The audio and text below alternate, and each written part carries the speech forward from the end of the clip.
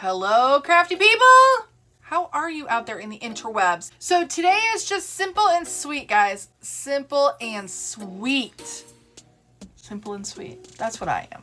Today we're going to be using Icon Art. I'm using an Icon Art stencil that I made. And for all of you who have Icon Art makers, or if you're thinking about getting an Icon Art maker, I'm going to talk about that here. Because you can make stencils, you can make custom stencils. I sell the Magnolia Design Company stencils. Those are the green ones that I use in most of my lives. But the purple ones that look like that-o, those are ones that I make myself with my Icon Art handy dandy stencil maker, which actually, if I move, I have it right there.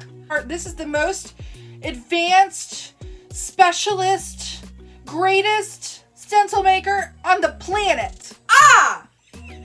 See how complicated it looks? Guys, it's just a light. You just plug it into the wall. This is what I want to talk about today. So this is typically how I do something. I have an image, and this is actually a purchase image. I did not create this myself. I got this from a handy dandy website that allows for commercial images.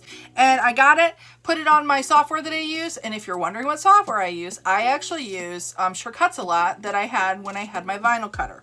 But you can use the Silhouette Studio, even if you don't have Silhouette. You can use Inkscape, or I think you could probably even do it out of like Publisher or Word, guys. You just have to be able to put your image in there and be able to print it on your printer. The most important thing is you have to have a very black, dense image. You want to have a really black.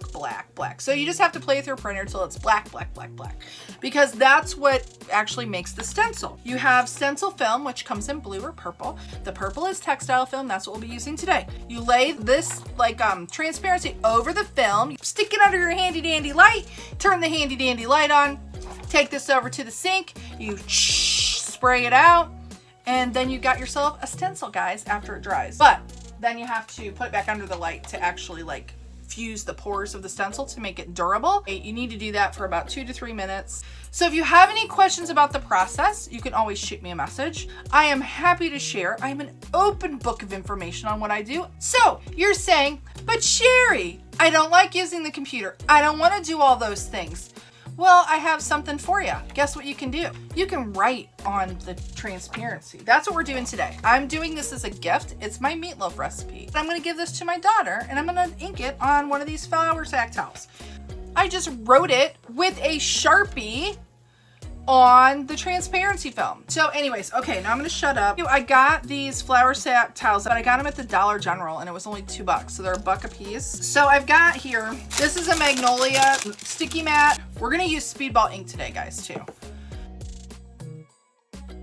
Okay, so let's get the back off of here, and we're just gonna ink this, and that's all we're doing. But I can lift and look. Okay, there we go. I can lift and look and re-ink if I missed a spot. There we go. Look at that! Isn't it cute? I'm actually gonna let this dry a little bit on the sticky mat, before I go pulling it off of here. I think it's just great. So y'all have a good one. Thanks for watching, guys. We'll see you tomorrow. Bye now.